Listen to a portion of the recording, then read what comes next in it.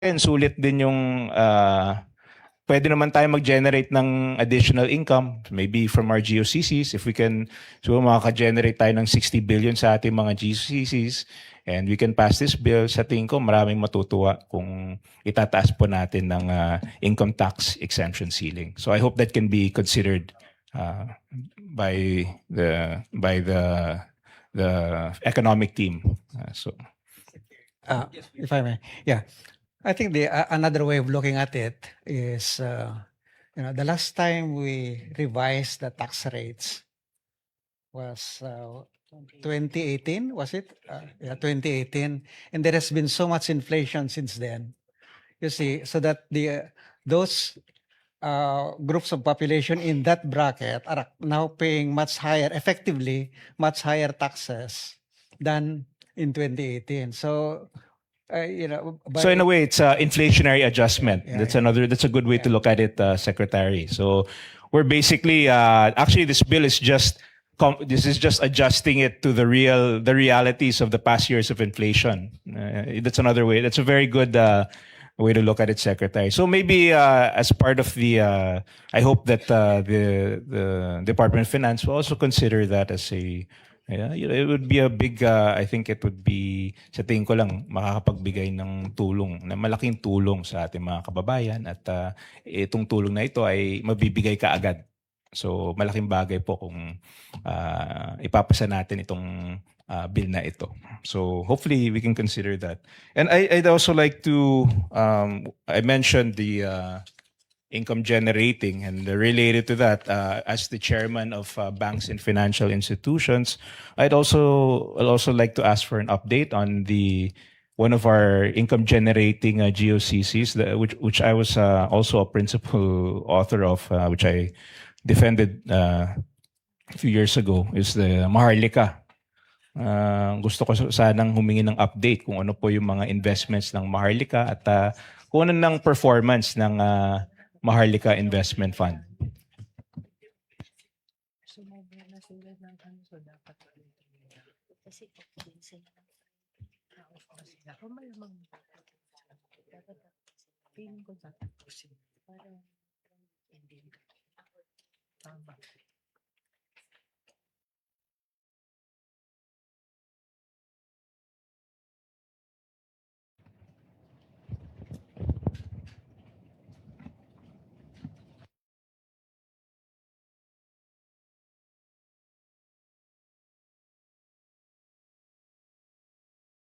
Mr. Chair, Your Honor, the principal investments of the Maharlika Investment Corporation as of June 30, 2026 are as follows. They've invested 1.17 billion in Synergy Grid. Billion. Okay. They've also invested 8 billion in Asian Terminals Inc. They've also lent working capital to Petron Corporation of 15 billion. This was during the height of the oil crisis. And a small investment in a mining company. What's the name of the mining company? Makilala Mining, but I believe this has already been unwound. It's a loan? company. A loan? It was a convertible, like a convertible. Preferred shares. It was a derivative instrument. It wasn't a direct investment. How much was the amount? 500 million. A convertible bond. It wasn't exactly a convertible bond. It's like a loan that is convertible to equity. Yeah. So they converted it to equity. No, they actually sold it at a profit. They sold it. They already unwound. Okay. So they sold it. Okay. And the Maharlikas declared a dividend, I understand already. Yes, they declared a dividend this year. What was the amount? Would we know? 1.376 billion. And this represents a rate of return of what? Well, the total capital invested there was 75 billion pesos. So that's It's Two, yeah. Okay. So they have not deployed all the capital yet. yes, Your Honor. Why is that? There's no vehicles. But I suppose the rest they invested it in T-bills, Yes, in government securities. government securities. Okay. So the other ones, why have they not been able to deploy? I believe, Your Honor, that they spent a lot of time and resources on trying to close a deal with a larger deal with the grid. Parang malit lang yung 1 point. Di ba mas malaki to? No, Yeah, go ahead. Go ahead. Sorry. yeah, Go ahead. they spent a lot of time and resources in trying to close a larger deal with Synergy Grid or the grid, the transmission company. However, they were not able to close the deal with them. But this 1.17 billion that you see that I mentioned earlier is actually them participating in the equities market, which actually I must say has also made quite a good profit for Maharlika. But yes, it's very small compared to the deal they were seeking. This is kung 1.3 out of 7. That's about a 2 point something % yield, I believe. That's a dividend yield of 2 point something. Wala akong calculator, but it sounds like it parang 2 point something %, I believe. Yeah. Well, they only remit to the national government 50%. 50%. So they have their the increase in is higher. This is just the Their dividend real yield. profit is higher than what they give back to the national government as dividends. And the dividend is the whole year, or baka naman lang to sa first quarter or first half It's of the year. for the whole year of 2025. For the whole year. Are we expecting a higher dividend yield for the next year? I can say that with quite certainty, yes, Okay. for 2027. But no projection. Do we have a projection for that or No, not at this moment, Your Honor. but there's no deals in the pipeline? Nothing. No, there are several. The board, every time the board meets, they actively discuss 2 or 3 deals. But being a sovereign wealth fund, they're also, I think, probably on the conservative side. So the deals don't come as quickly as it would in a private company. Yes. I hope we can also can I request, Mr. Chairman, for a maybe for all of us an update on and I think I discussed it with the Senate President. Planned investments, Yes, probably. baka we can ask for an update, a more specific update of what's happening with the Maharlika.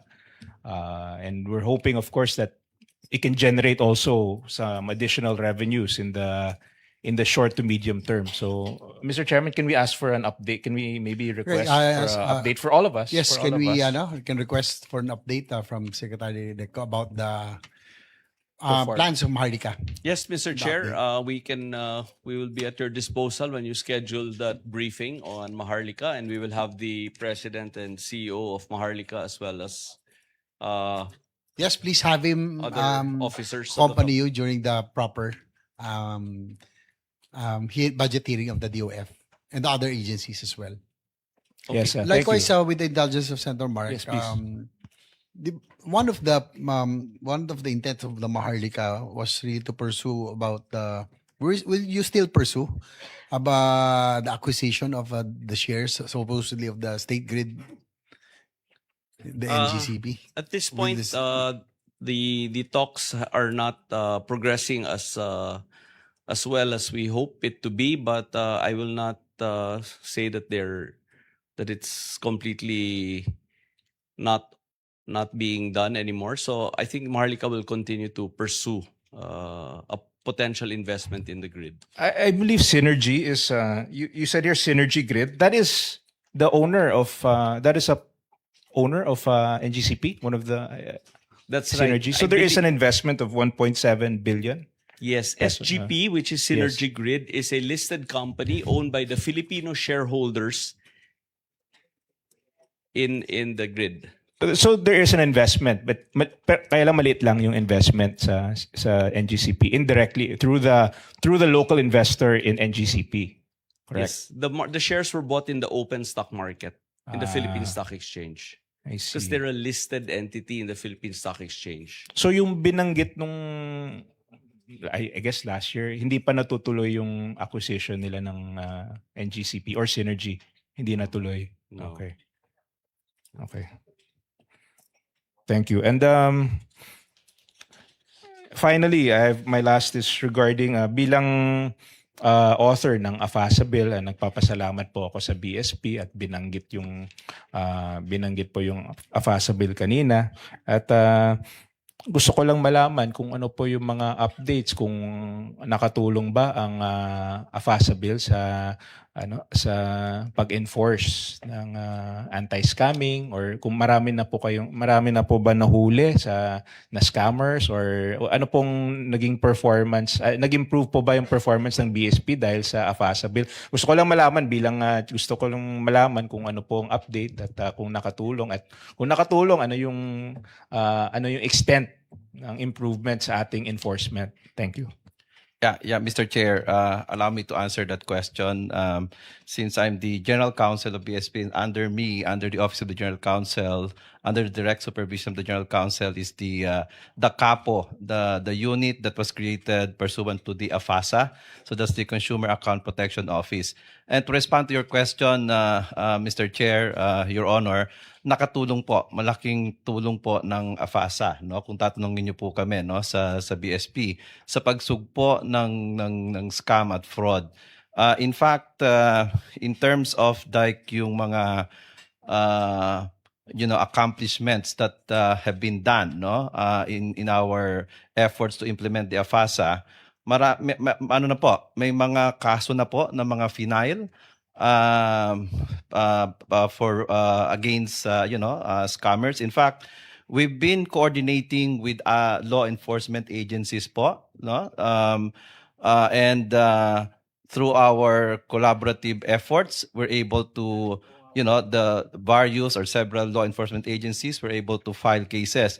I know in December 2024, for example, the NBI, the National Bureau of Investigation, arrested 7 Chinese nationals involved in an online scamming operation in Parañaque for offenses that included social engineering schemes under AFASA.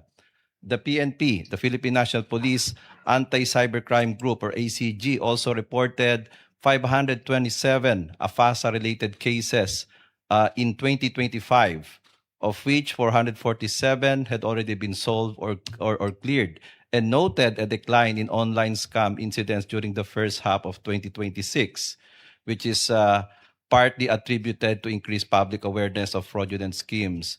No? And then para po mas lalo pa pong yung lumawak po or lumaki yung mga accomplishments pong ito, Mr. Chair, Your Honor, we at the BSP, again through the CAPO, we have actually entered into information sharing agreements with different government agencies or law enforcement agencies like the SEC, the CICC, and the Department of Justice in this year, 2026. Ang layunin po namin doon, Mr. Chair, is again, thank you for the efforts of the sponsors, the senators who sponsored this AFASA bill.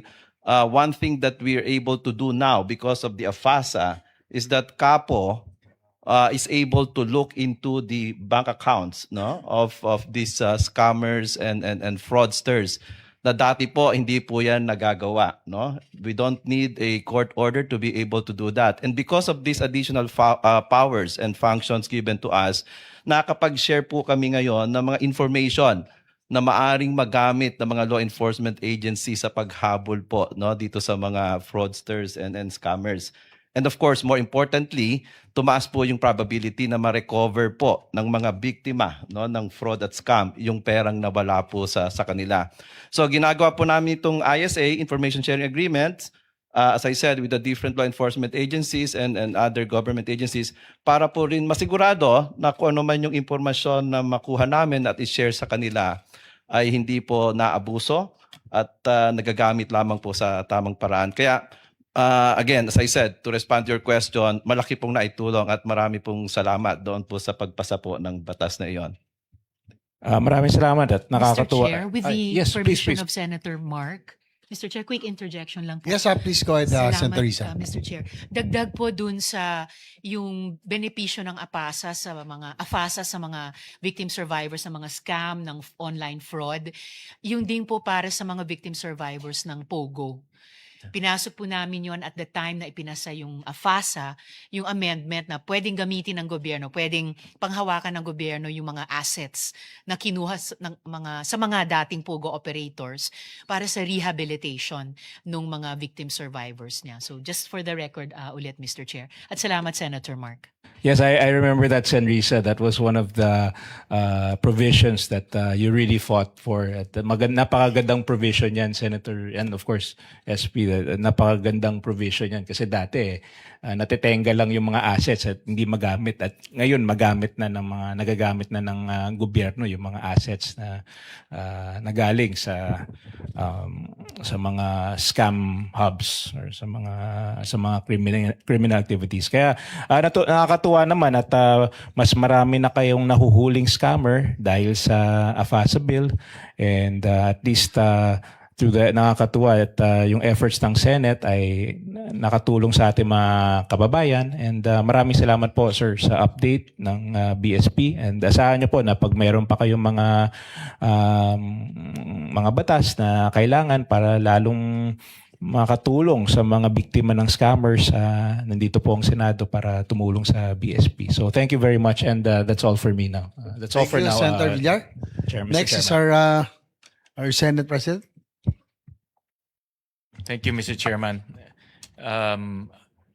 Marami na ho na tanong. I'll just ask some of the loose ends lang. I'll flash on the screen slide 2. Okay, flash on the screen. So this was asked by Senator Aimee, but I want to get a clear answer from Secretary Balisacan. So first half, our economy grew by 2.6%. And in order to reach the target, kailangan natin to grow at least on the low side at 4.4%, on the high side, 6.4%. So my question, Secretary, kaya pa ba ma-hit itong 4.4 at the very least second half of the year? The lower end, it's still very much So plausible. feasible pa Because ito. because as I said earlier, if you can just get the contraction of public construction spending from negative 32% to even just zero, mag-flat lang, you can generate 1 percentage point of GDP growth. And then that will hopefully redound also to improvement in sentiments among in the private sector, because the private sector investment responds quite strongly as well to public sector investment. That's why I think that can happen. And then hopefully we'll see continued deceleration of inflation. 6.2 hopefully, I think in August. We hope to get that further decline, and that should improve sentiment. So itong 4.4 at the lower end is still feasible based on your... I would say that, yeah, I would not projection. give that up. Okay, I'll go to the next slide, slide 3. I mentioned earlier this morning, actually, two things that affected our economy, the two C's, no? Conflict and corruption. The conflict, the US-Iran conflict, inflamed inflation, and obviously consumption went down. That's the red bar, and then, or the red line. And corruption reduced government construction to even negative. No? And my question to you is, of course, itong household consumption is very difficult because it's susceptible to inflation. Hopefully with positive news in the Middle East, lower oil prices, lower inflation, then we can see improvement in household sentiments in terms of consumption. Itong government construction, what is government doing in order to ramp up government construction? I can ask this to you or to Secretary Kim because ito kontrolado natin to.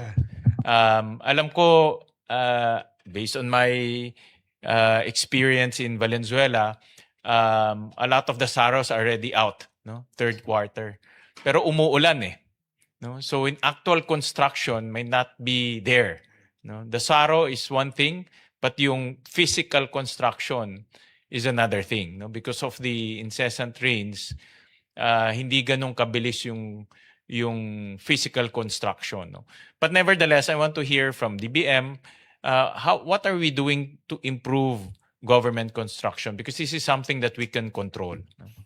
Yes, Senate President and Mr. Chair, as to government public construction, as we have earlier reported, we have actually facilitated the release of the allotments for a big bulk. For DPWH, it's almost the entire allocation for DPWH for the year. We reported earlier, the same is true for school buildings. We have released about 60 billion of the 85.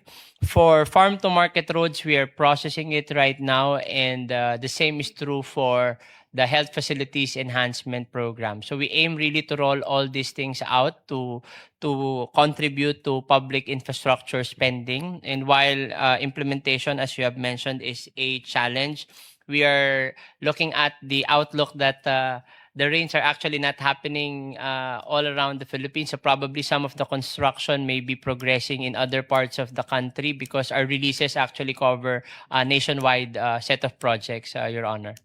For at least for the second half or even third quarter, na-release na siya. Lahat. Yes, Your Honor. Or buong taon na-release na. For DPWH, yes, we have released the allotments for DPWH last, I think, May. In fact, we were initially targeting, we gave them the chance and the target to award the same by June. But there's a portion, about 20 to 30% of the projects were still not awarded by June. But hopefully, the last July and this month of August, they should be able to award the same, Your Honor. But your release is on a, just to give us an idea, your release for infrastructure project. Ano lang to This is an estimate in general. Have you released until what quarter? Third quarter?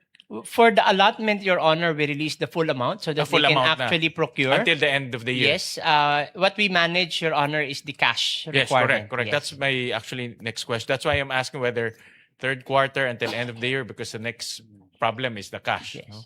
But the allotment, Your Honor, is the full requirement so that they'll be able to award the full project. Yes. Okay. All right. So until end of the year, na-release na completely. Yes, for DPWH, For yes, Your DPWH. Honor. Yes, Your Honor. Okay. How about for the next big ticket is for the OTR and also for Of 2026.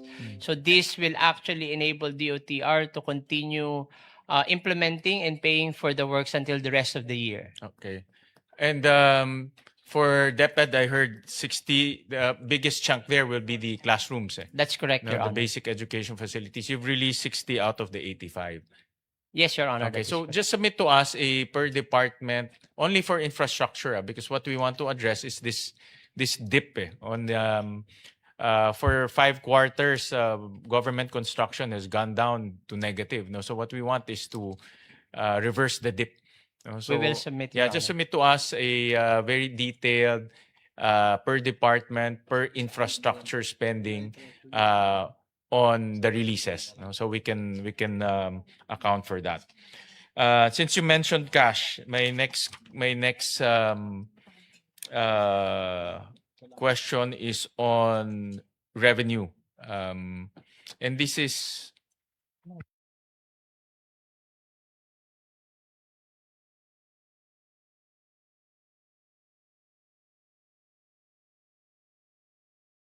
I was looking at the revenue targets for this is not this is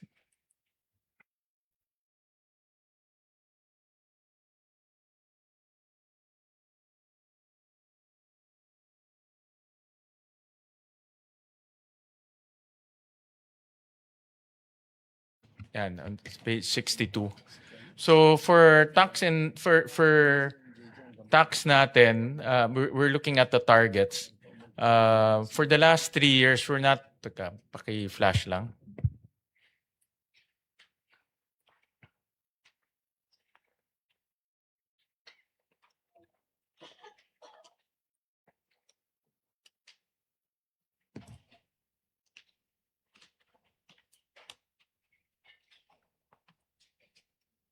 Yan. For the last 3 years, in terms of tax collection, there's a shortfall to target. For non-tax, we're reaching the target. Although for 2025, bumaba yung ating non-tax. And if we break it down to, of course, the two major collecting agencies, BIR and BOC. Next slide.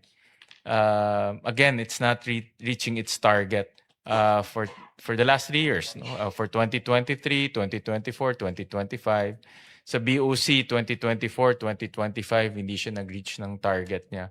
So, obviously, we're relying on our two biggest revenue generators in order for us to lessen our borrowings. No? So may I ask the DOF or any of the revenue collecting agencies, bakit hindi natin natatamaan yung ating target? Assistant Commissioner Marurilla is here. Hindi In natin behalf of, natatamaan itong target natin. Commissioner Nepomuceno. Naglagay tayo ng target pero hindi naman natin natatamaan yung target natin. Good afternoon, Your Honors. Mr. Senate President, for 2024 and 2025, I think we did not hit our target. But previous to that, in 2025, it was the only one time that we did not hit our target, I think. But previous to that, we were hitting our targets. I think there were difficulties on some measures that were undertaken during that year to lower some tariff on major imports by the Bureau of Customs. But we've adjusted already, Your Honors. In fact, for this year, as of July 2026, we're at surplus of about 11 billion from our The adjusted surplus is target. because of the depreciation of peso, and I'm sure yung presyo ng gasolina kasi crudo tumaas eh. Yes, but still there are difficulties in the volume pa rin po naman. It be attributed to both. Yes, the dollar, the increase in dollar, and of course some revenue efficiencies. Considering that there are still some tariff lines, Your Honor, that were lowered, and these tariff lines covers some top imports coming from other countries which we depend on as our revenue. Ano bang mga administrative reforms are we doing sa DOF or any of the revenue agencies to improve revenue collection and meeting the targets? It's important to meet the targets because, like I said, no, we're pressing DOF to reduce borrowing, but if we cannot collect and meet the targets, we have no choice but to increase our borrowing. Your Honor, as far as the BOC is concerned, one of our major challenges is, of course, misinvoicing. We address that by subscribing to publications. There are publications that we subscribe to that reflect actual prices of commodities. These prices are the ones that we use to question some undervalued items that are being brought into the country. So by way of that, we were able to efficiently collect some of the items that we feel we needed to adjust, in terms of at least questioning the transaction value. More than that, we also needed to have a workaround on our system and try to improve trade facilitation, because if trade facilitation is restricted, we're only able to collect so much for a given period of time. You mean in subscription? Wala kayong subscription, and because of this subscription, nag-improving collection ninyo? Ngayon, Your Honors, we've been doing it for the past years, but we've expanded it. In fact, if you look at our budget, there's specific proposals for specific subscription fees on major items that we look into. And these major items are the drivers of our imports. These are the top imports that we look into. They're the drivers of our collection. So BIR, what are the reforms that you are doing in order to improve collection efficiency? Your Honor, for the BIR, for the past year, as shown in the screen, we're really having difficulty in attaining the goal. Some factors is because of not able to achieve the expected projection as computed. But however, for this year, January to July, so far we are on target. In fact, January to July cumulatively, we exceeded the goal. So we're up by 100.12 actually percent, a little over 2 billion. But in terms of enforcement activity, we've been continuing with run after fake transactions, rough cases. We've been filing DOJ cases, pursuing cases that are endorsed to us by other enforcement agencies, like endorsements from the flood control cases. We have been pursuing the POGO cases and other informers cases, big ticket that are being endorsed to us. We are also doing tax verification drive.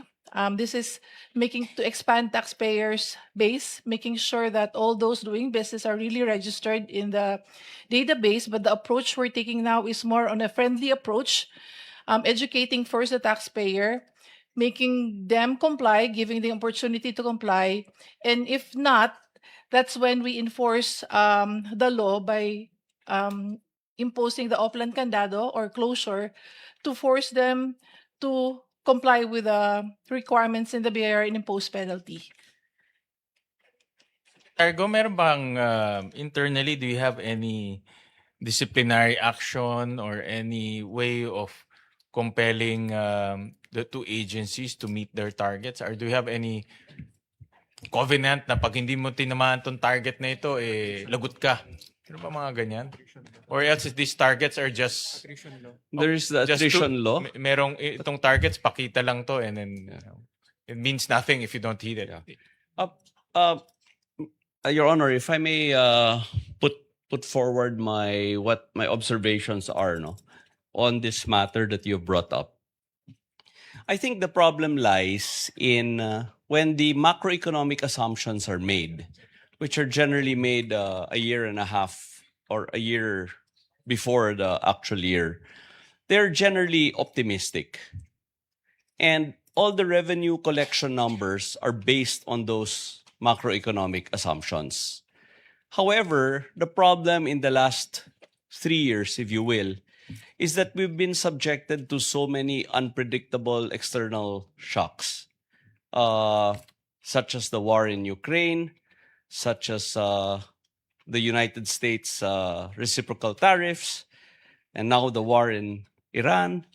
So I think the dilemma is when the macroeconomic assumptions are made, they're made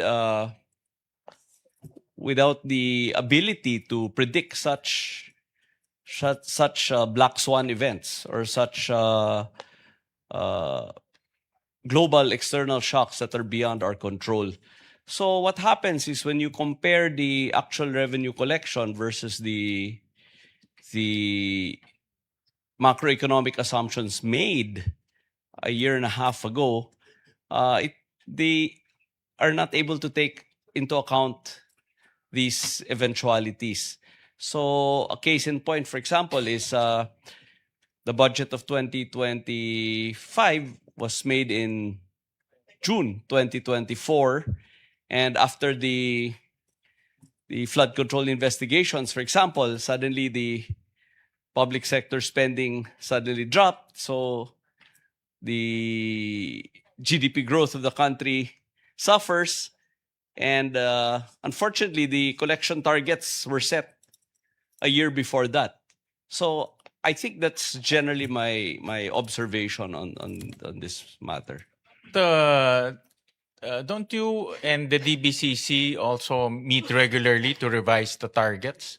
Yes, we do. Ni-revise yun every now and then depending on the economic situation. Yes, we do. So the macroeconomic numbers assumptions change every 6 months, but the NEP was fixed a year ago. So if your question, Your Honor, is about the fiscal deficit, the NEP for 20 example now we're Only this for collection. For collection. Don't you adjust this it also? does. It does. The collection target adjusts every 6 months. And generally your observation is correct. The target slides downwards. Correct. So my question is, meron bang penalty, meron bang way to pressure the collection agencies? Maybe it's about time to talk about that internally, no? Because the targets should be met. And we should not put targets just for the sake of putting targets. Kailangan meron ring penalty dyan pag hindi na re-reach, di ba? Kasi may consequences to eh. No? We borrow, sabi nga kanina, si Senator Risa brought it up, we borrow more, we end up passing on the borrowing to the next generation, we're not hitting our MTFF target, so may mga consequences to. So I assume that the targets are there in order for us to become fiscally healthy. No? So if we don't hit the targets, then wala siyang meaning. There's nothing. No. So that's what I want to understand from internally. Meron ba kayong ganyan na discussion na merong penalty, merong consequences kung hindi na-hit yung targets? Mr. Chair, Your Honor, we have the attrition law wherein if they don't meet, if their collection is less than 92.5% of the target, which is based on the BSF, they can be subject to attrition. So yun po, meron po tayong attrition law. Ba yan? Na-trigger na? Meron po. So may basically sa regional or sa regional offices, kapag hindi nila meet yung 92.5, they can be nangyari na They po can yan. be let go. Let go. Eh, meron na. Meron. No, okay. It on the past few years na hindi nag-hit ng target, meron ng how many ang na-let go na? Because of that attrition law. Mr. Chair, I would like Mr. Chair. also to note that they can justify din naman. They're given a chance to justify why did they not meet the target. Like for instance, again, there are certain external shocks na beyond their control. So they are given a chance. But I would let a BIR to answer if there are how many. But meron. Merong na let go because people are not performing, no? Because I also want to push the department and the dalawang bureaus to perform. That's the whole point there is we want you to perform. What tools do you need in order to perform? Mr. Chair. Your Honor. Ay, sorry. Ay. No, actually, meron ding positive.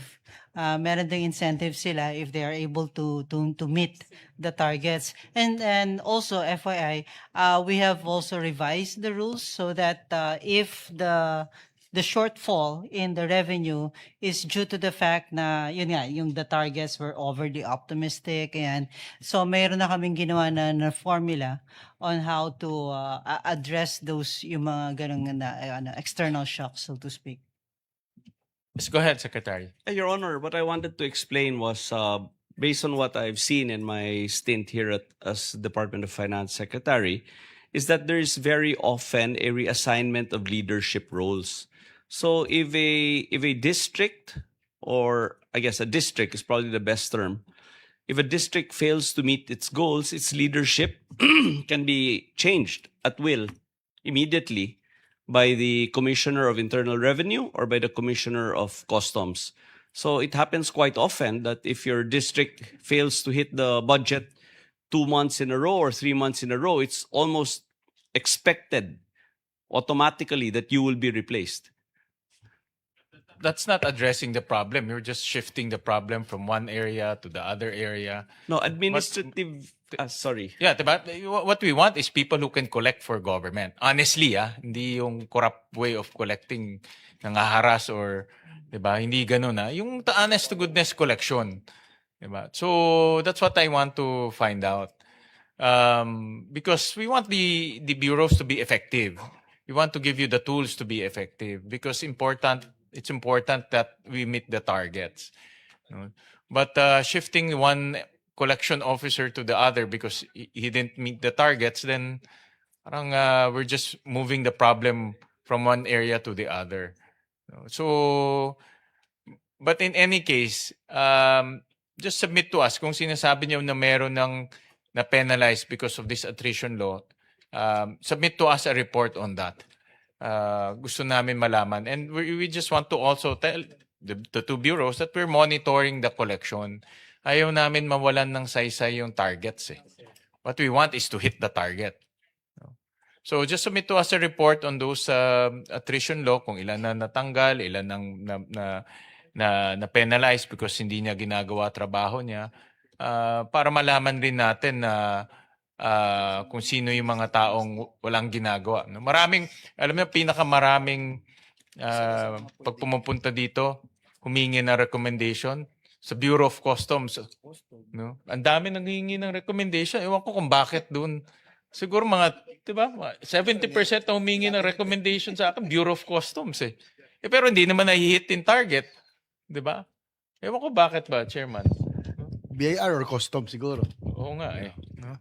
More Baka customs. agency hindi na nakihit pero sila baka hinihit yung target nila.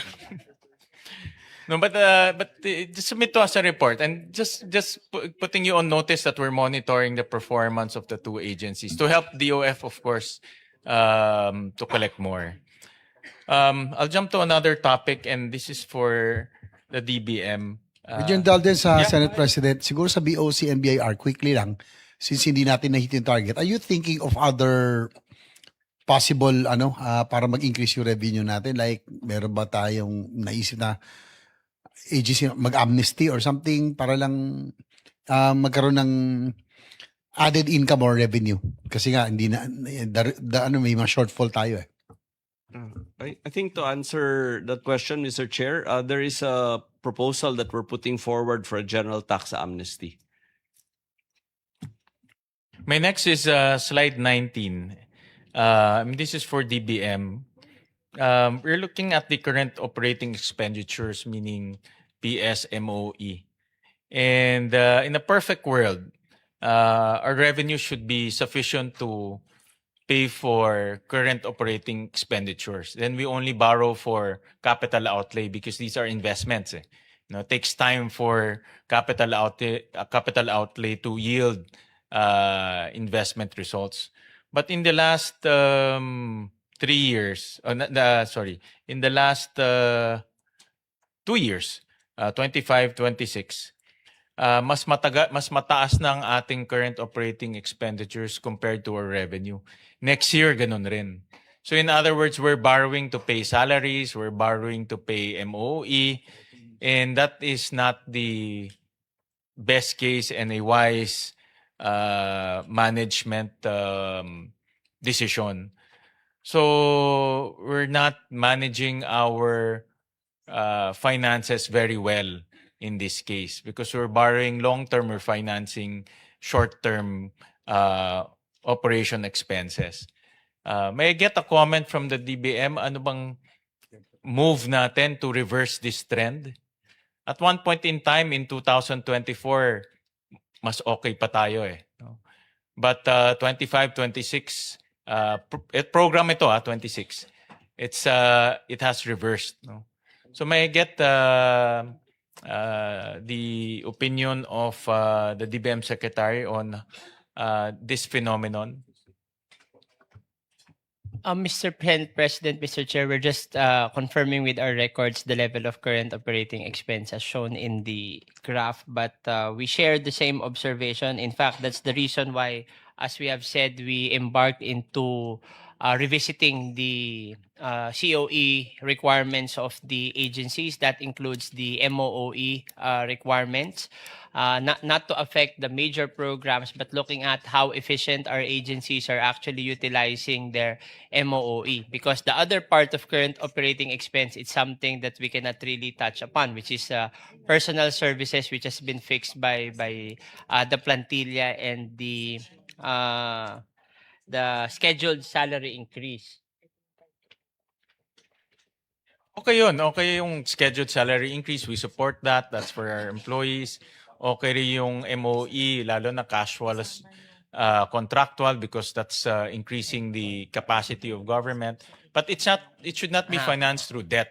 It has to be financed through our own collection. That's why I'm pushing the two collecting agencies so that what they collect goes to our current operating expenses, pangbayad ng sweldo, pangbayad ng GO, contractual. Hindi tayo umuutang para magbayad ng sweldo. Yes, Your Honor. We have confirmed that, in fact, at the national government tagging, our current operating expense also captures the national tax allotments to LGU. So Yes. that's also one factor that probably has spiked up our COE level because of the recent increases in the NTA of the LGUs as well. So that is also the reason why we are actively pursuing the study in terms of undertaking full devolution of some functions under an executive order issued by the president, because we really have to strike a balance with increasing resources being made available to local government units. Some functions may have to be fully absorbed or devolved to the LGUs, but there are just some mandates that we also have as well at the national government that we really have to comply with, that also covers services that should have been absorbed by our local government units as well. Yeah, I saw that the NTA is now, how much is it now? 1.3 1.3 Your Honor, trillion, no? the increase is even larger than the increase of the budget. Correct. Because NTA increased by 11% and the budget has only increased 6%. So it's Your almost Honor. 15% of the total budget, correct? There More or about- less. Yes, about that. More or the less, figure, 50% yes, of the Your Honor. total budget, the total pie now goes to the LGUs. Yes. And that's why good that you opened that, because I think it's about time to study some items that we can devolve to the local government units. I'll give you a very specific example. Dito sa mga cities na kaya ni Manila, NCR in particular, we can devolve some of the functions there. No, for example lang, isa sa mapwedeng devolve, let's say Bureau of Fire. Because let the LGU handle the fire. Bakit bakit national pa nag-handle kung may sunog sa kanto, sunog sa sulok? Si LGU naman ang first responders. Maybe not all, no, because not all LGUs are capable, but at least the bigger cities. You might need a law for that, but I'm just saying these are some of the examples that you can devolve to the local government units so that the local government units become empowered, responsive, and mas magaan pa sa national, no, in terms of fiscal space. Yes, Your Honor. Thank you for that, and we'll include that in our list of functions that we're currently looking at. Under the latest executive order issued by the President, the transition period for the full devolution for cities particularly should start after 2027, and then for the rest of the municipalities and provinces after 2028. So we hope that there can be some substantial movement in terms of the full devolution of some of these functions after the 2027 NEP, Your Honor. Yeah, but this one, itong current operating expenses should be taken seriously because this is an inefficient way of allocating resources and also borrowing, because we're borrowing for short-term requirements natin. It's not a wise strategy. We fully agree, Your Honor. That's also the reason why even for 2027, although we do not have that much of a time, we tried to unbundle even the MOOE of the agencies that just to check for some possible inefficiencies in terms of spending, and considering as well the continuing appropriations from prior years that are just piling up. Yeah, I liked your statement earlier that you're looking at the prior year's MOE. Marami talagang MOE na hindi nagagastos or na-approve pero hindi naman kailangan kaya hindi ginagastos. So let's be prudent in allocating because that affects the current operating expenses. Okay, I'll jump to another topic. This was opened up by Senator Risa on our national debt. And there's a target, yung MTFF, yung medium-term fiscal framework. Well, can you pull up slide 10? And we've been monitoring this quite every budget season. And we see a divergence between the MTFF and the actual debt to GDP ratio. No? So meron tayong target. In fact, in MTFF is a approved resolution. It's an approved resolution so that we will know exactly how we will pare down our debt to GDP ratio. And that's why collection is very important, because if you don't have collection, obviously we have to continue to borrow. No? So can I get a response on lumalayo na tayo sa MTFF target natin? And the goal one day is to bring it down to pre-pandemic levels, but that will be very tough. But may I get a comment on how come we're diverging from our MTFF levels? Your Honor, Mr. Chair, your observation is very accurate. The reason for that is we created a fiscal deficit declining path when we did the MTMF in 2022. As a matter of fact, at that time, the goal for 2027, the fiscal deficit should only be 3.5%. We're now submitting a plan that has a fiscal deficit of 5.4%. So it's a difference of 200 basis points, practically. And if I may say again what I said earlier, our collection effort of 16% of GDP is at par, or if not better than our regional peers. The problem is in the expenditure. We are spending 22% of GDP when our peers are spending 19%, 20%. So I would like to put forward a theory, if you will, that our collection effort is at par with our regional neighbors, and it is our expenditure that is not. And that fiscal deficit of 2% of GDP can easily be explained by the difference of our expenditure being 22% of GDP and our regional neighbors at 20% of GDP. So the fiscal deficit that we have been incurring year after year is not in line with the MTFF that was created in 2022. Your Honor. Then the solution there is to reduce expenditures. Pero marami tayong gastusin eh, 'di ba? Marami tayong pwedeng dapat gastusin. So it's a policy question. Do we reduce expenditures or do we borrow more? But we cannot also continue to borrow if our economy is also not growing. So we have a problem with that. No? So that's why we have to be that's why we have to keep on pushing revenue collection. No? Because that's the only way we can pare down debt. And also wise spending. Kaya sabi ko nga, marami kami nakikita. Like for example, last year,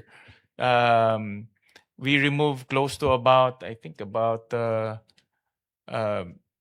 can't recall, but we removed a few billions to IT because apparently maraming IT na spending na redundant in different agencies. I forget the exact number, but may mga ganun na I call it fat, no, in our MOE, in our different MOE expenditures. So may mga ganyan rin na pwede nating bawasan pa eh.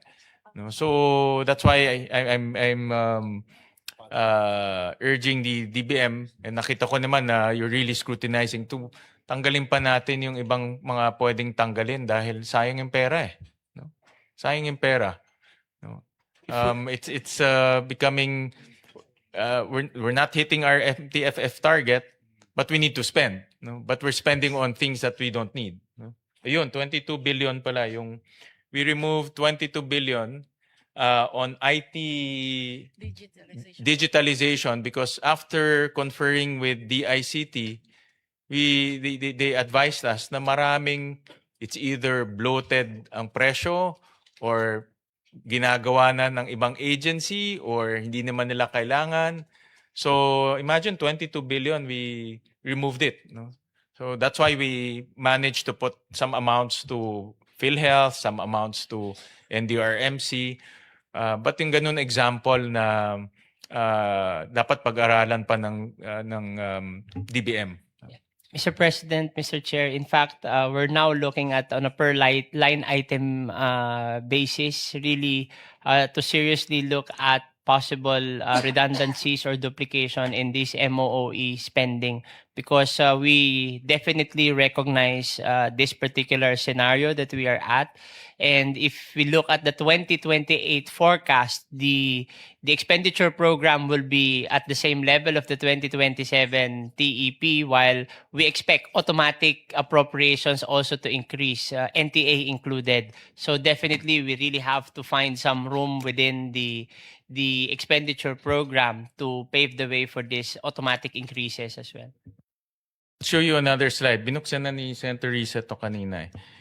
Slide 26. That our debt service every year is now taking up, is going up in the last 5 years, from 10% in 2022, 14% na in 2026. No? And it will go up to 15% pa yan in 2027 projection. So, in other words, utang tayo ng utang, 15% of our budget goes to debt servicing instead of productive use. Diba? So, dugtong-dugtong eh. Collection, expenses, targets. No? So, we're urging government to also be prudent in allocating expenses. No? Malaking bagay dyan, expenses eh. Lalo na kung hindi naman natin kailangan. Kasi umuutang tayo sa bagay na hindi natin kailangan. Mr. Chair, with the indulgence of the Senate President, quick interjection lang. Please go ahead. Opo, yung sinabi po ni SP na the debt to GDP ratio at 15%. Yeah, from 2027. Just a few years ago, it was at 10%. So tumaas po siya at posibleng tumataas pa. So it's a negative trajectory na kailangan nating ma-arrest. Yun lang dagdag. Salamat. In SP at Mr. 2022, Chair. it's only 10%. Yan, 2022. Then, slowly, pataas na siya ng pataas. 2027, hindi lang nasulat ng SAF. That's about 15%. And because of that, ang debt, let me just, ito, I showed this also last year.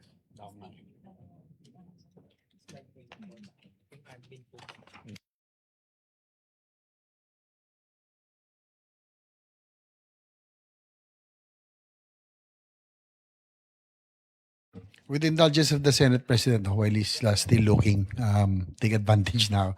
Can the DBCC provide the projected interest payments, yung pong interest payments to revenue ratio for 2020 and the medium term? Just submit it to us.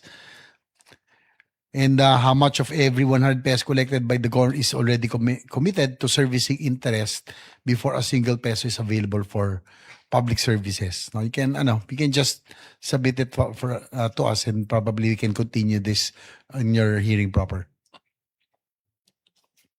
Thank you, Mr. Chair. Just to show itong slide 16, and because of that, right now, we're year 2026. Ang per capita debt, meaning isang tao, may utang na ngayon ng 165,000 in 2026 because of our debt stock.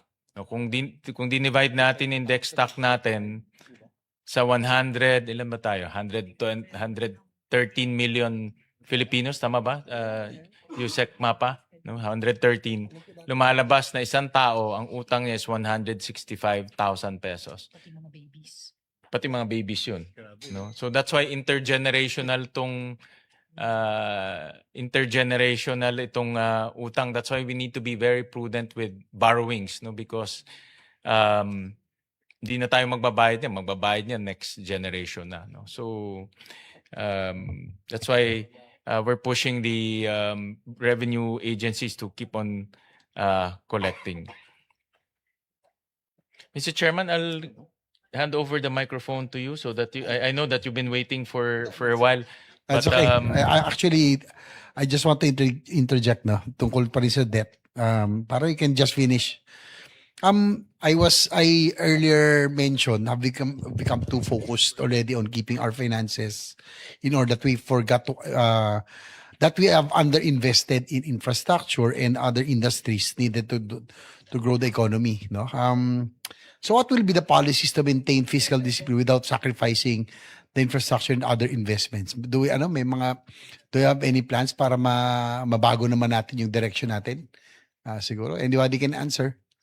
On the expenditure side, Mr. Chair, Your Honor, that is the direction we've tried to start working on for 2027. That's why capital outlay actually got a bigger increase in 2027 when compared to other for MOE and PS, because we would like to spend more on this big ticket and high impact projects, and we intend to sustain the same, both for foreign assisted projects and locally funded projects. So as we optimize our operating requirements, in fact, we'll take this opportunity to implement the e-government law to remove any redundancies, the optimization program, as well as the full devolution. These three mandates that we actually have right now, which the DBM is in charge of implementing, we can fully capitalize on these three, hopefully to optimize the budget so that we can open up some space for more big ticket and high impact projects in the future. Anyway, I'd just like to thank the Senate President for prioritizing yung pong isa sa aking, yung pet bill ko talaga, which is a master plan for infrastructure national development, because from what I see, compared to our ASEAN neighbors, talagang we were left behind. No? Probably because, as I mentioned earlier, we were just allocating 2% of our GDP for infra, while they were spending 5 to 7% for so many decades. And we're hoping that with the passage of mind, it would transcend several presidencies na yung po mga big ticket items will be continuous. So each president will have their own pet programs, projects, but the big ticket items has to continue. Siguro, my question is, which high impact projects are being delayed or scaled down because the infrastructure is below the 5 to 6%? Kasi I remember when this administration started, no, from the Duterte administration, may build, tapos pumasok tong Marcos administration, became build better more. Parang masasabi ko, wow, na-excite ako kasi this will really improve our infrastructure. But unfortunately, there were some infrastructure projects, no? Particularly yung mga Mindanao Railway System, South Long Haul, that were either suspended or canceled. So what's the plan? Do we still have plans of pursuing these two major, siguro, Secretary Balisacan, these two major railway projects? Because especially for Mindanao, now that Mr. President, we have passed the Bangsamoro Organic Law, no, that will give peace in Mindanao, but we have to follow that up with economic development. In Mindanao is the richest among the islands, and the reason there were secessionist movement in the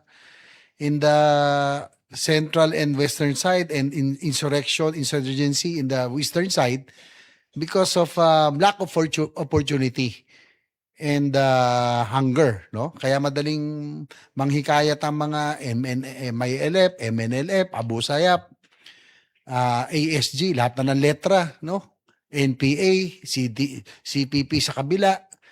But now that we have the Bangsamoro Organic Law, at least we have nakabind tayo ng peace. But we have to follow that up with the economic development. And I think yung Mindanao Railway would be able to spread out the development, create growth areas, especially in the other areas na hindi lang Cagayan de Oro tsaka Davao ang centers of growth.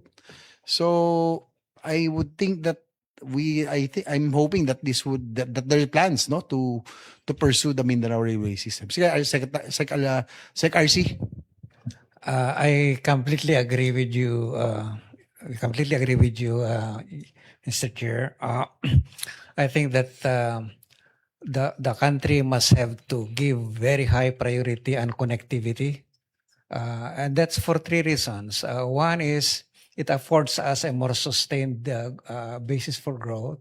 Two, it makes that growth more inclusive because the lagging areas of the country will be afforded and would benefit from opportunities opened up by connectivity. And three, it will make us more resilient because having growth centers outside of Metro Manila will make the country more resilient. So on this basis, it should be our priority. Now, having said that, Mr. Chair, I should say that while we have fiscal constraints in pursuing major infrastructure projects, I think we have openings. We have heard from the Bangko Sentral earlier this morning that our private sector is awash with cash, and they're just waiting for opportunities for investment. PPP is has so much potential, especially for highly urban areas. And if we can save money from providing infrastructure in highly urban areas like Metro Manila by getting the private sector going in there and use the resources instead for those connectivity that are not so attractive for PPP because they are in rural areas or Mindanao regions. I think we can, Your Honor. We really need to optimize or maximize that potential of the private sector and to participate in our infrastructure program. I guess we have already given you the instrument, no? The PPP, which was requested. We passed that, no? Yours truly shepherded that. It was a very technical, a very difficult bill, but because I believed in it, we passed it, and we're hoping that we can use it to the full advantage. And sabi ng ating Senate President, we have been borrowing, but parang hindi natin nakita, no? Siguro I don't mind if we borrow, but if we invest in infrastructure, in investments na merong returns, no? Definitely, itong mga railways, ports, airports, definitely it will cost so much. But I think the returns will be enormous, no? Movement of goods, of people, creating growth nodes, growth areas all over. That will mean jobs and opportunities, and in the long run, hindi na tayo dapat umasa na panay ayuda na lang tayo na ayuda. I think it will be jobs and opportunities, di ba? Ang ating we should target, and I think the only way we can do that is by building the infrastructure, no, so that we can stimulate economic growth by creating growth areas, no. So I think that's the point of our Senate President. Na okay, if we would continue to borrow, it's okay, but as long as there is also returns, no, to the economy. So just update us, no, kung what the plans are, because we would gladly support, no. Especially, I have always believed in investing in infrastructure to really stimulate economic and spread out the development. Thank you, Mr. Senate President. Thank you, Mr. Chairman. Mr. Chairman, my next question will be on confidential funds and intelligence funds kasi right now sa impeachment yun ang aming topic ngayon. So I did some research. In confidential funds, Secretary Kim, 4.3 billion for 2027 and 6.4 billion for 2027, a total of 10.7 billion. Ngayon, we have to be very prudent in this use kasi lumalabas na ngayon sa mga, lalo na dito sa impeachment, yung paggamit nitong confidential funds and how it can be abused. Ngayon, ang first tanong ko, I don't have the breakdown now, no? But the confidential funds should only be given to enforcement agencies or legitimate agencies or agencies with legitimate surveillance activities. Hindi porket gusto nila, hingi sila ng confidential funds. Intelligence, ganun rin. Enforcement agencies with legitimate intelligence gathering activities. So, kayo, being the DBM, did you filter and make sure that those parameters are followed?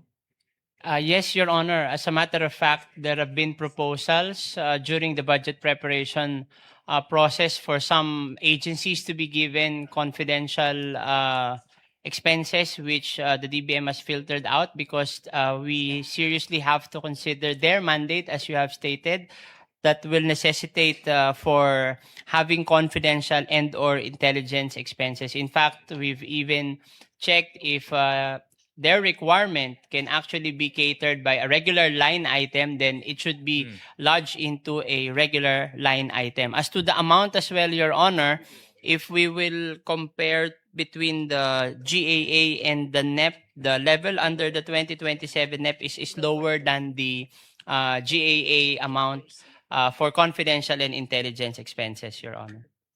So in other words, of course, pagdating nilang Mr. Chairman ng mga iba-ibang agencies, well, filter it again, no? But the DBM did its own first round of filtering. So hindi na natin makikita to sa mga civilian agencies na wala namang surveillance activities or confidential activities. Yes, Your Honor. All right.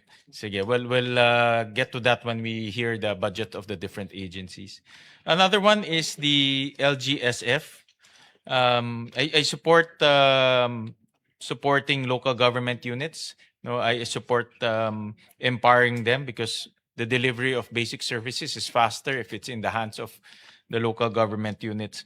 But historically kasi, ang LGSF is at the mga around 10 billion level, 15 billion level.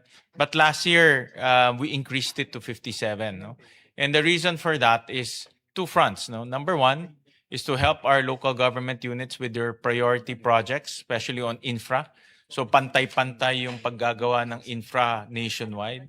But I also saw in this year's budget, na-retain siya at 58 billion pesos. No, so my question is, meron ba tayong report on how LGSF actually help countryside development, infrastructure development, empowering the local government units to with their infrastructure projects. Alam ko mahigpit itong LGSF hindi to basta-basta nabibigay. Pero ang gusto ko malaman, nakatulong ba ito sa mga LGUs natin at sa countryside development natin? Mr. President, Mr. Chair, at our level right now, what we can actually provide can be the status of releases as well as possibly the status of the implementation of the projects. There may have to be some level of additional assessment to check on possible impact or outcome vis-a-vis the development needs of the LGUs. But ultimately, one of the requirements for a project to qualify under the LGSF is really alignment with the development program of the local government unit concerned. And for the 2026 level, this is where we actually sourced two fronts of LGSF. Number one, the nationwide rice distribution program that was launched and bannered by the president, and the second component is, as said by the Senate President, to provide equal opportunity for local government units to have some infrastructure developed, to support some infrastructure development across the country. That's the reason why the proposed level was retained from the 2026 GAA to the 2027 NEP to sustain the gains that we are encountering, that we are experiencing this year, where we see the dynamic involvement of the LGUs in implementing these priority programs. As a matter of fact, the list of projects that were supported by the LGSF this year are all uploaded and can be monitored and accessed through the Compass website of the DBM. And we are working with the DILG to integrate the monitoring component, because under the GAA, It is the DILG who is in charge of monitoring the implementation through the Subaybayan portal. So we also intend to integrate information from the Subaybayan portal into Compass so that we can give our citizens a comprehensive information as to the status of releases and implementation of LGSF-funded projects, Your Honor. The LGSF has two components. One is the rice, one is the infra. Well, there Tama ba? is a menu, Your Honor. Okay. But what we are seeing right now, the trend is we are giving focus on rice at one end and the rest of the infrastructure from the menu on the other I end. would assume that the rise is because of inflation, Is correct, Your because Honor. of the erosion of purchasing power. It's a result of the Middle East crisis. Correct. As well, So Your we're Honor. giving rice because so that it's a caution to the reduction of purchasing power. The infra is supposed to stimulate construction nationwide. Correct, Your Honor. Correct. So I'm very interested with the infra because nga retain yung 57, actually tinaasan pa to 58 in 2027. So yung ibig sabihin, naging maganda yung experience niyo, naging positive yung resulta, and that's what I want to learn. No, you mentioned the word sustain the gain. So I want to see a study that there was a gain. No, may gain na nangyari sa mga LGUs, and that's why it led you to repeat it again in 2027. Prior to that, maliliit lang yan, 10 billion, 14 billion, pero ngayon naging quadruple yung amount niya. So you don't have to give it to us today, but just submit to us through you or DILG a study in which the LGSF stimulated growth in the countryside, helped our LGU achieve their developmental goals. Kung kaya, reduce poverty, improve educational outcomes, all of these things. We want to learn how LGSF helped our LGUs and their constituents. We will comply, Your Honor. Right. Thank you. Thank you. And with that, Mr. Chairman, I don't have any more questions. So Yes, thank you, our Senate President. actually, nag-overtime kami para hindi na kayo bumalik bukas. Diba? Unless gusto niyo bumalik bukas. No? Si Yeah, Chairman. that's okay. We, kahit mag-late tayo, at least you don't have to return tomorrow. We'll just finish everything today. Diba? So, our last two, Senator Ontiveros, actually, dapat si Senate President has the priority, but he chose to let everyone go ahead, no? So, our Senator Ontiveros, please, you have the floor now. Salamat, Mr. Chair. So, gaya ng sinimulan kong itanong kaninang umaga, kailangan paghandaan natin yung El Nino. Warning kasi ng mga scientists, ito yung magiging pinakamatinding El Nino sa loob nitong nakaraang ilang mga dekada.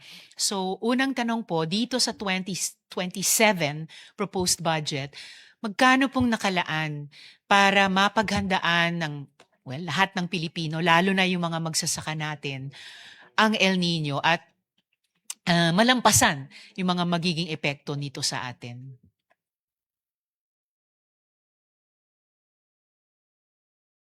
And across agencies po kung maaari. Yung Actually, Your Honor, we have started preparing for the possible effect of El Nino as early as now because we have actually captured the possible effect of El Nino under the uplift framework.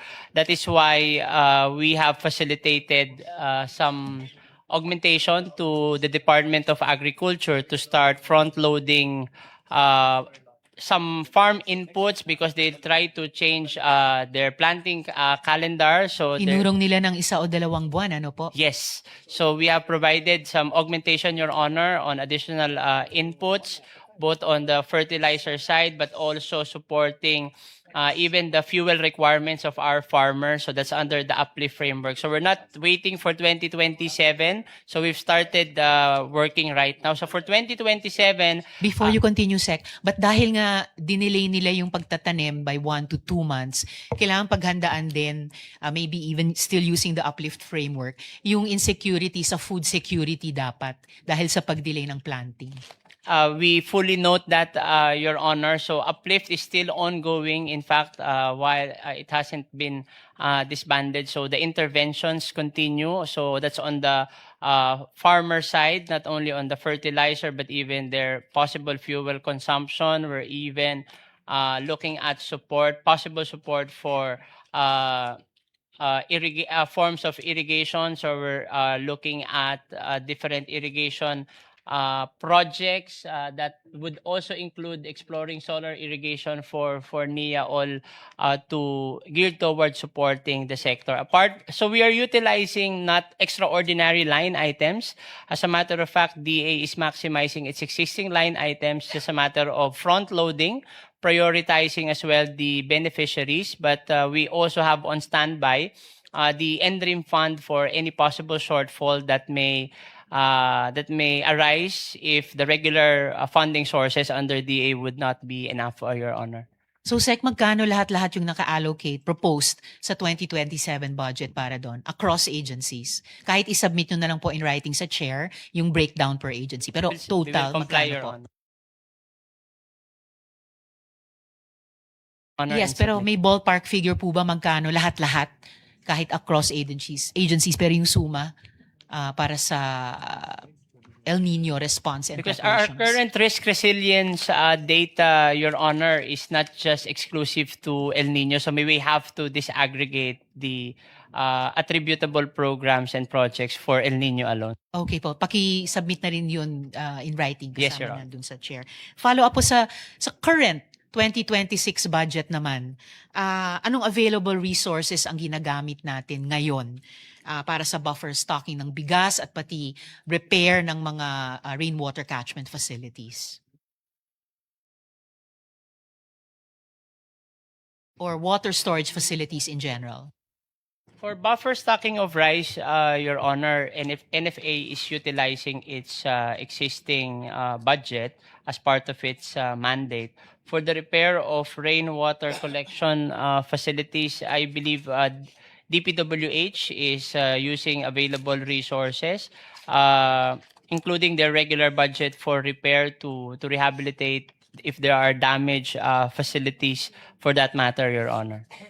Pakisubmit na rin in writing yan, Secretary, para sa pag-interpolate namin dun sa agency budgets. We will comply, Your Honor. Salamat po. Tapos, iyon. So, amid the global trade policy uncertainties, I think around the table, sang-ayon tayong lahat, we really need to bring in those foreign direct investments into the country. So, tanong po pareho sa DOF at saka sa DepDev rin, paano tutugunan ng proposed 2027 budget yung constraints, mga constraints sa pagpasok ng mga gusto nating foreign direct investments yan? Particularly yung constraints ng napakamahal na kuryente, doubling cost of logistics, at yung pagiging puno o crowded ng mga ports natin. Would the DOF like to address that or DepDep?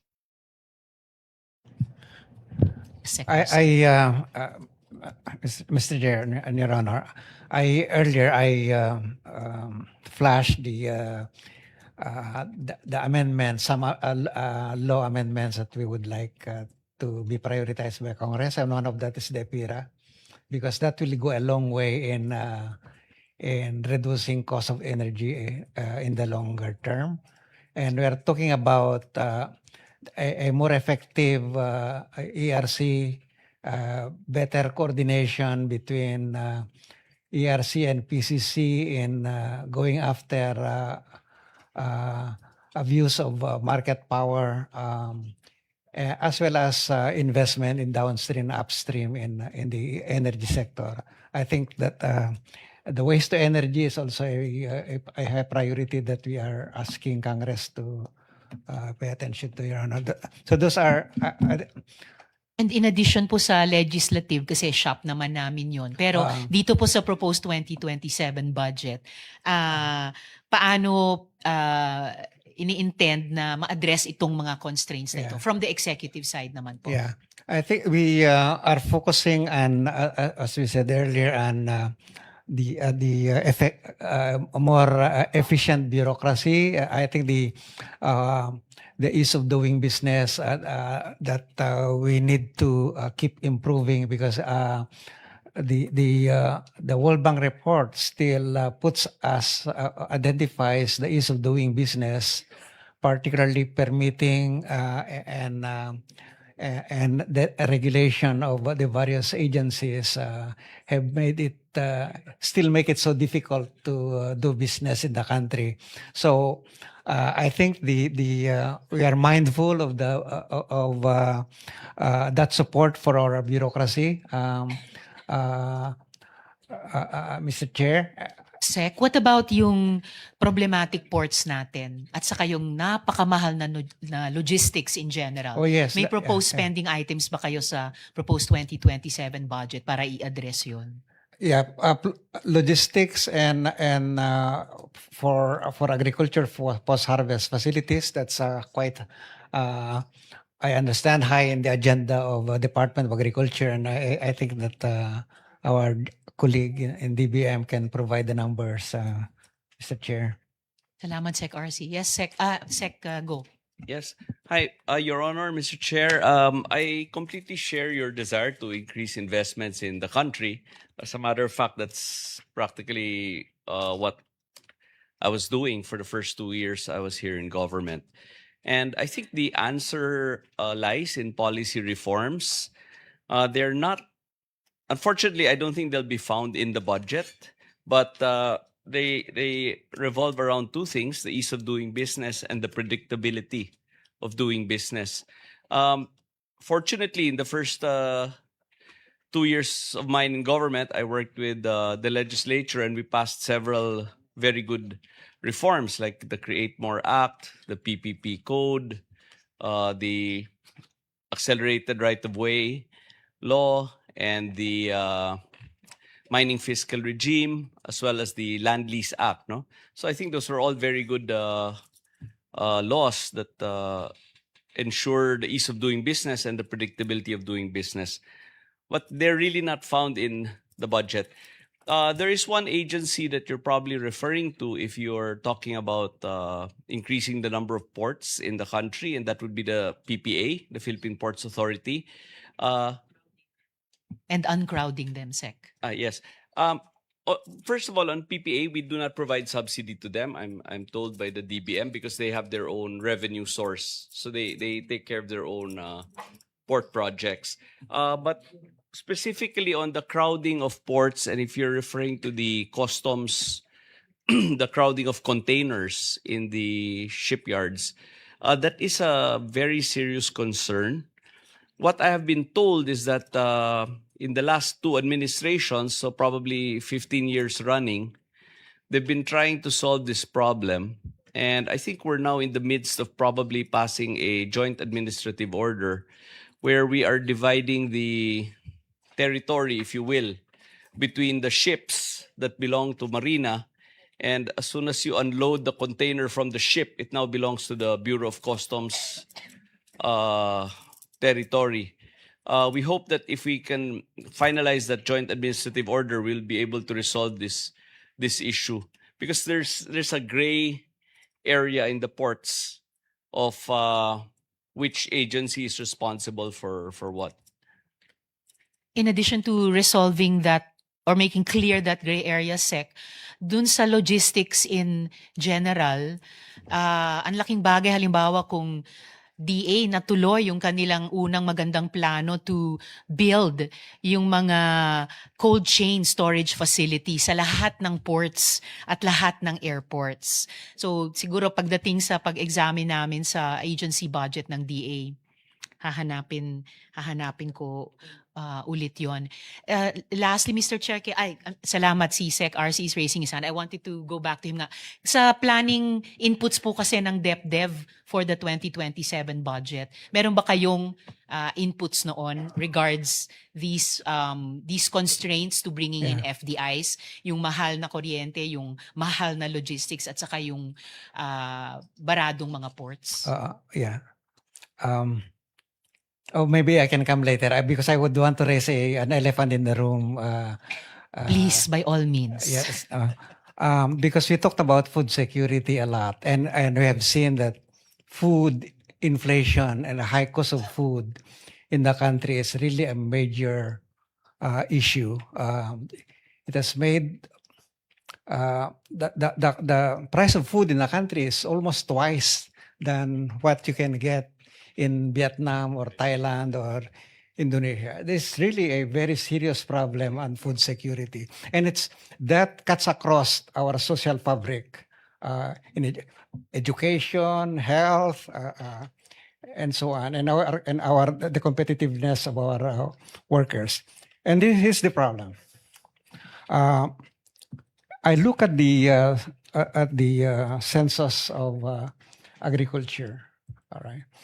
Do we know, for example, that because we don't have a national land use, that we have been trying to asking Congress to pass a national land use for the past quarter century, and we have not succeeded.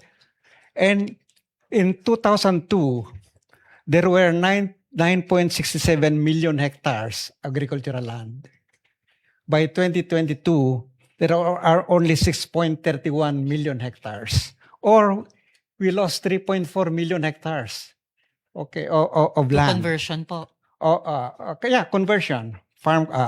Now, rice. Out of that 6.3 million, there are about 3.13 million so-called irrigable areas. I mean, those lands that have potential for irrigation. But only 1.84 million of that is irrigated. All right. In the last 15 years, it's almost exactly the same amount at the same level of irrigation. There you are. You have lost our land, and you have, for those remaining land, you have not made them productive by building the proper irrigation. Now, rice production in the last 10 years grew by only 0.9% every year. Our population is growing at 1.23% average per year. So by the increase lang sa population, kulang yung ina-outpace na yung rice production. So are we surprised why we are importing so much? We should not be surprised because of that situation where we have allowed our very productive farms converted into non-uses. And you can go around, travel to the south, to the north. You see irrigated lands being converted into and that's something that you cannot see and you don't see in Thailand or Vietnam. My colleagues in Vietnam told me that if it is irrigated land, it is never converted into traditional use, non-agricultural uses. So it's that, Madam Chair, if you are looking for the root problem of our incapacity to produce enough food and access and reasonably priced food, it's that. We haven't made our farmlands more productive by investing in their productivity enhancing measures like irrigation. And we haven't passed a national land use code that would have allowed us to rationally manage our land resources. And I appeal that will be a game changer for this country if this Congress can finally pass a national land use code that has been languishing for the last 25 years. Salamat, Sec RC. Actually, Mr. Chair, may dalawa pa akong topics. Isubmit ko na lang sa inyo in writing Yes, go ahead. para sa mga ahensya because, sorry po, I need to leave. Pero salamat kay Sec RC na dagdagan yung mga tanong ko para sa mga agencies pagdating sa mga hearings nila. Last na lang for the record, Mr. Chair, Go ahead, maikling Senator De Veros. manifestation na ito pong mga constraints na to, no, kuryente, logistics, ports at iba pa, ito ay masasagot ng isang matatag at malinaw na industrial policy. Naging simula na yung Tatak Pinoy, pero a full-blown industrial policy, yun pa rin yung kailangang i-articulate sa gobyerno. At kasi ayon sa mga sagot so far ng DBCC, paano naman natin masisimulang buuin itong industrial policy kung wala itong pondo or wala pa itong focus dito sa ating 2027 NEP? The 2026 budget, for example, yes, it was formulated before a crisis. And when that new oil crisis erupted, it seems hindi tayo handa at inabsorb natin yung parehong shock na yon ng mas matindi kesa sa mga peers natin. Sila nagpakita ng higit na kahandaan, resilience, at ngayon, bounce back. So, ito po yung mga bagay na hinahanap ko pa rin sa ating 2027 NEP dahil gusto po namin dito sa Senado mag-aproba ng isang plano o isang budget na may proactive na plano. So, maraming salamat po, Mr. Chair, at maraming salamat sa ating mga resource persons. Thank you, Senator De Veros. The chair just has some concerns. No, the others have been touched, but just to set the record stated for DBCC forecast inflation of 4 to 5% in 2027, still above the BSP midpoint. How much of the projected revenue increase is simply nominal revenue growth caused by inflation rather than improvement in the government's real revenue capacity? Yan. And what? Sorry.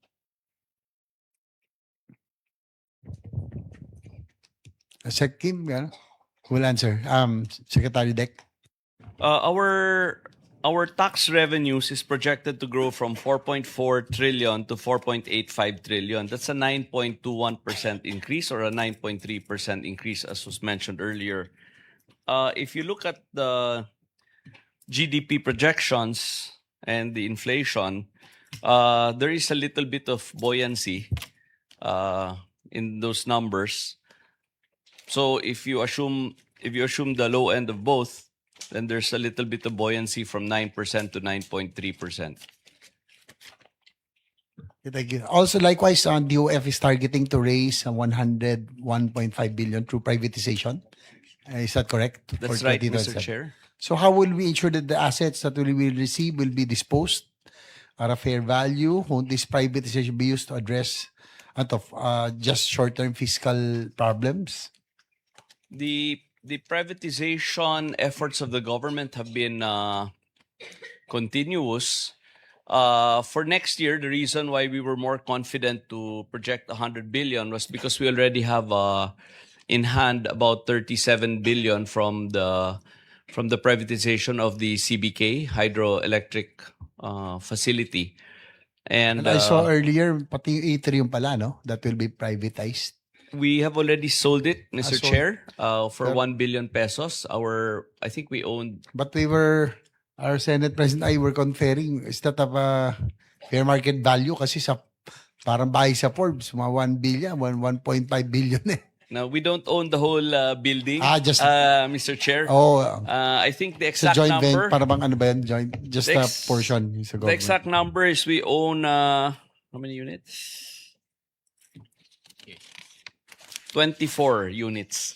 So Just 24 units. condominium units in the atrium was equivalent to 1 billion pesos. Okay. Only 24. That's why we were thinking, sabi namin yung the whole property, sabi namin, No. yung bahay sa Forbes kasi 1.5 billion eh. Okay. So thank you for clearing that.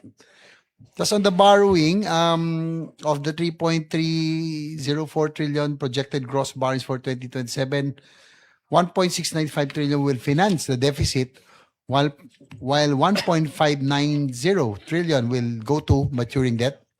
That's right, Mr. Chair. That's correct. That's correct, Mr. So yung Chair. ano lang, ang question lang, is there sustainability with this kind of borrowing cycle? Yan yung parang ano na concern kanina ni Senate President also, no? We're borrowing just to finance the deficit and the debt. I will, if you'll allow me to answer this way, Mr. Chair. Yes, If we please. sustain a fiscal deficit of 5.5%, then it's not sustainable. Which is why the plan is to bring down the fiscal deficit from where it is today, around 5.45%, down to about 3.5% by the year 2030.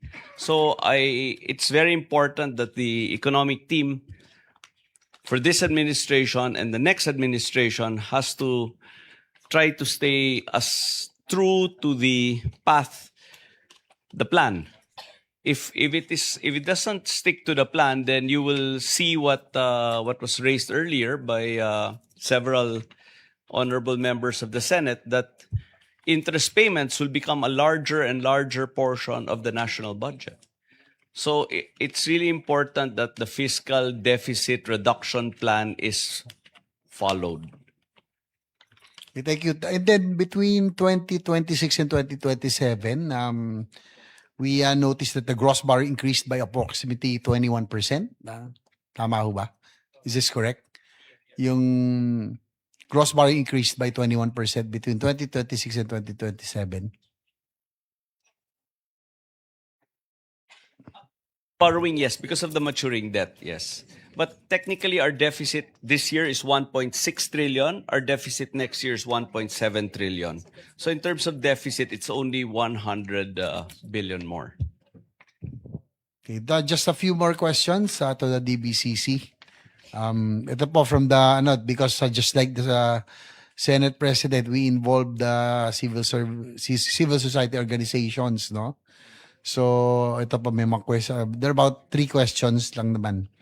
According to the latest Asian Development Outlook, inflation in the Philippines stands at 5.9% compared with the ASEAN average of 3.8%, with the Philippines seeing the largest upward revision in the region.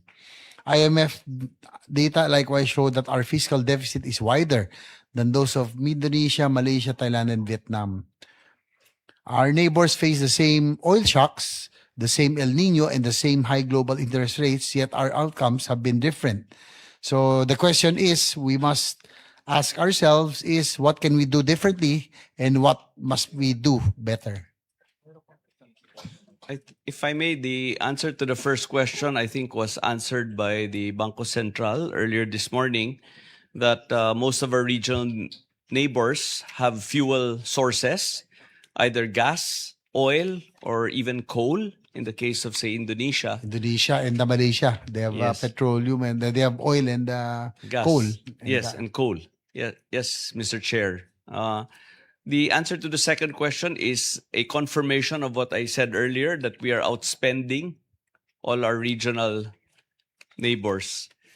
Hence, we have a larger fiscal deficit than our neighbors. Ito po, second, just 2 more, and then we can already, the government's own BASF projections show that the revenue to GDP ratio will decline from 15.9% in 2025 to 15.7% in 2027 and 15.4% in 2028, while tax effort remains at 14.6%. With tax revenues growing at roughly the same pace as nominal GDP, we are essentially relying on existing revenue sources to fund our growing expenditures.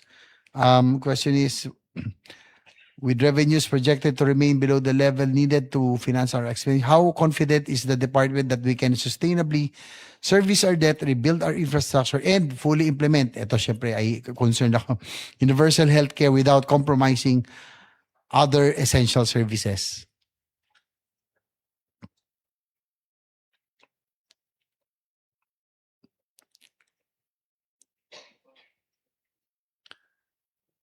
Yun lang, how confident is the department that we can sustainably service our debt, rebuild our infrastructure, and fully implement universal health care without compromising other essential services?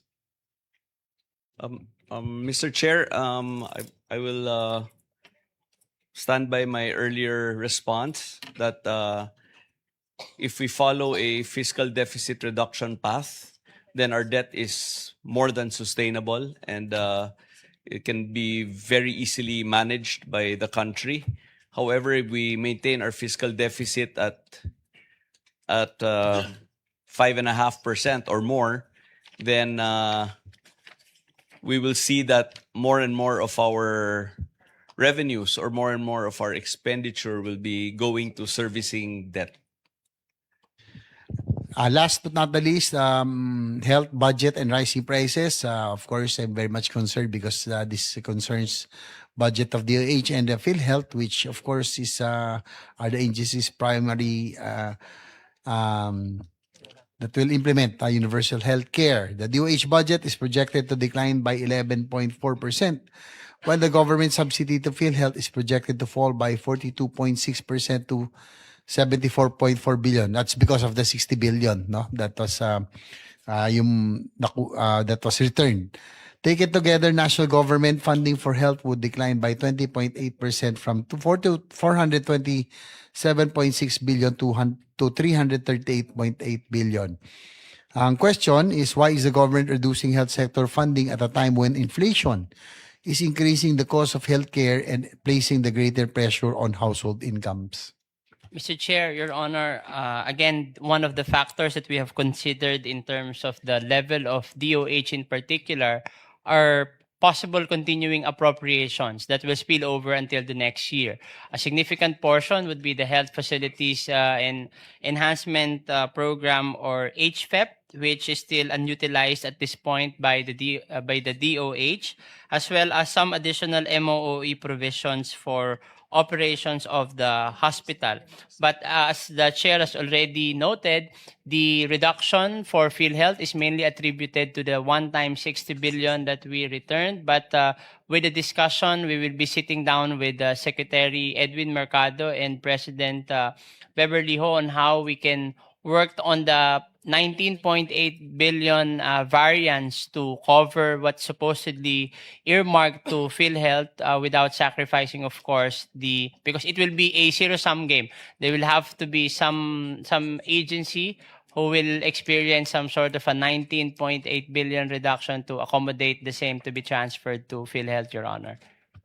Well, we'll definitely be monitoring that, and hopefully we will be able to support that, no? Because I think it will be very important now to really, since the president also mentioned that yung zero balance billing and other benefits of PhilHealth, no, will improve. So rest assured that we will also, we will do our part also in scraping the barrel, so to speak.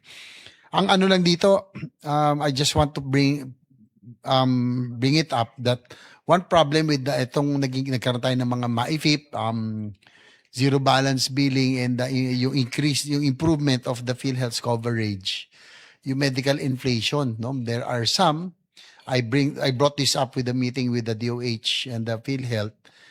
Probably there are some institutions, hospitals, doctors, ang sabi kasi nila mabagal yung payment ng PhilHealth. They have increased the professional fees and other expenses. So yung dating MAIFIP na, for example, 5 million or 10 million per LGU that is being given given as assistance for them, dati matagal daw yun. But now it's konti na lang because hospital bills have, ang average daw now is 6 digits already. So yun lang that's why I brought this up, that now that yung medical inflation is a problem, nag-skyrocket na yung mga prices, no? So we should not yung timing of the reducing the funding for health sector might not be a good idea. So anyway, we will still hopefully during the budget of the agencies themselves, especially DOH, will try to resolve this. Last is, does the DBM and DOF consider the remaining PhilHealth reserves sufficient to sustain benefits and services despite the lower government subsidy in 2027? If I may. We are working with PhilHealth. In fact, we are cognizant that there are previously issued allotments that remain unfunded at this point. So we're working on a workable, on a viable solution, of course, mindful of the deficit level that we also have to maintain. So we maintain close coordination, Mr. Chair, with PhilHealth to ensure that they will continue to provide the benefits that is approved by PhilHealth without really affecting or putting so much pressure on the deficit level that we have. Okay, thank you. In order to fast track our briefing, we will send to the concerned agencies the rest of my questions for their appropriate response. And also, before we end, I would like to put on record that Senator Alan Cayetano, our minority leader, also sent his questions for the DBCC, which we will furnish you, and we will endorse this to each of the agencies for their appropriate responses. With that, we would like to thank our colleagues, our Senate President, for your patiently waiting for their turn to ask questions, as well as our economic managers and other resource persons for their presentations and for responding to the questions of our colleagues. Since we do not have any more questions and concerns, we will no longer request you to be here tomorrow. Parang palakpakan na. Thank you again for your time. So pasensya na kung humaba, at least you don't have to return tomorrow. So since you do not have more questions, again, this briefing is hereby suspended. Thank you. We'll see you during the budget of your respective agencies proper. Maraming salamat sa inyo.